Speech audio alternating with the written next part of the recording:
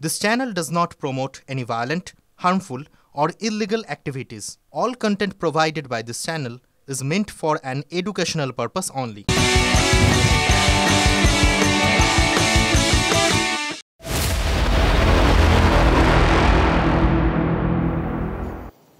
নমস্কার, good morning. টিভি9 Bangla আপনাকে স্বাগত। আমি দীপ রয়েছি আপনার সঙ্গে।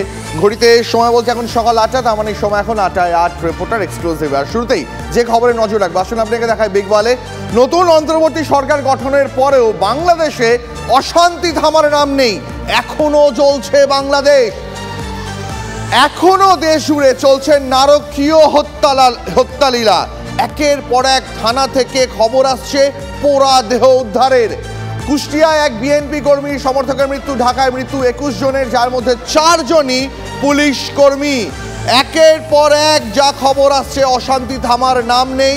কোথাও পিটিয়ে, কোথাও জীবন্ত পুড়িয়ে মেরে ফেলা হচ্ছে, আবার কোথাও ঝুলিয়ে দেওয়া হচ্ছে মারার পর। একের পর এক ছবি যা দেখলে আপনি শিউরে উঠবেন। ভাঙচুর, লুটপাট অবাধে চলছে। জেলায় জেলায় মৃত্যু মিছিল। কুষ্টিয়ায় বিএনপি কর্মী সহ আরো ৩ জনের মৃত্যু হয়েছে, ঢাকায় মৃত্যু হয়েছে ২১ জনের। সবচেয়ে বড় টার্গেট পুলিশ কর্মীরা। পুলিশ কর্মী, র্যাবের সদস্য, বিজিবি, তাদেরও দেহ উদ্ধারের ঘটনা খবর আসছে একের পর এক। আগুন লাগিয়ে ১৩ জনকে পুড়িয়ে মারা হয়েছিল একটি থানায়, সেই দেহগুলো উদ্ধার করা হয়েছে। আমার সঙ্গে রয়েছেন আমার সহকর্মী প্রসেনজিতের সঙ্গে কথা বলবো। প্রসেনজিৎ, বাংলাদেশে যখন এরকম অবাধে লুটপাট, ভাঙচুর, হত্যালীলা চলছে, তখন ভারতকেও তো সতর্ক থাকতে হচ্ছে। ইতিমধ্যে বিএসএফকে সতর্ক করা হয়েছে। নবান্নে বসে খোদ মুখ্যমন্ত্রী এই গোটা পরিস্থিতির পর্যালোচনা করছেন।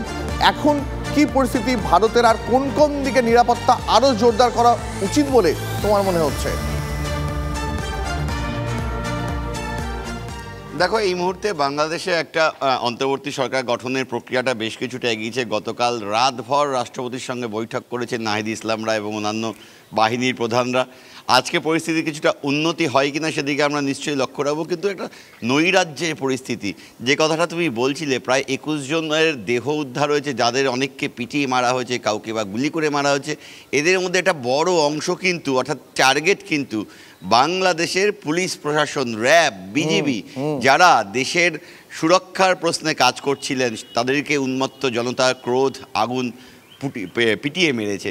একই সঙ্গে শুধু সেনাবাহিনীর এই কর্মীরাই নন, পুলিশ কর্মীরাই নন, রাহুল আনন্দ, যার জলের গান বাংলাদেশের সৃষ্টিশীল গান, শুধু বাংলাদেশের মানুষকে নয়, এপার বাংলায় গোটা বিশ্বজুড়ে মানুষকে এক সুরে বেঁধেছিল।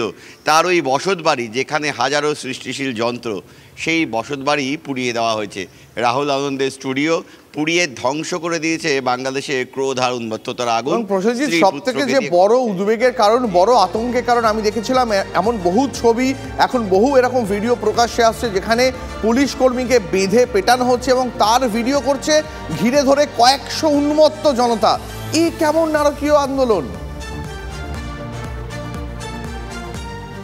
একদম, দেখো, সেই প্রশ্নটাই উঠছে, এ কেমন নারকীয় আন্দোলন? বাংলাদেশে একটা ছাত্র আন্দোলনকে সামনে রেখে পরবর্তীকালে সরকার বিরোধী আন্দোলন, সরকারের প্রধান পদত্যাগ করলেন, কিন্তু হিংসার রাশ হাতে টানা যাচ্ছে না, হিংসা বন্ধ হচ্ছে না। এবং শুধু হিংসা নয়, এটা কার্যত নৃশংসতা। যেভাবে পুড়িয়ে মারা হচ্ছে, যেভাবে পিটিয়ে মারা হচ্ছে, যেভাবে ঘর বাড়ি জ্বালিয়ে দেওয়া হচ্ছে, তা নিয়ে কিন্তু প্রশ্ন উঠছে। একই সঙ্গে ভারতের ক্ষেত্রেও কিন্তু সার্বিক নিরাপত্তার প্রশ্নে কিন্তু বড়সড় প্রশ্নচিহ্ন রয়েছে। তার কারণ ভারতের সঙ্গে বাংলাদেশের একটা বড় অংশ সীমান্ত এবং বেশ খানিকটা অংশ রয়েছে যেখানে উন্মুক্ত সীমান্ত। সেই এলাকাগুলোতে কিন্তু বাড়তি নজরদারি সেই কারণেই করা হচ্ছে।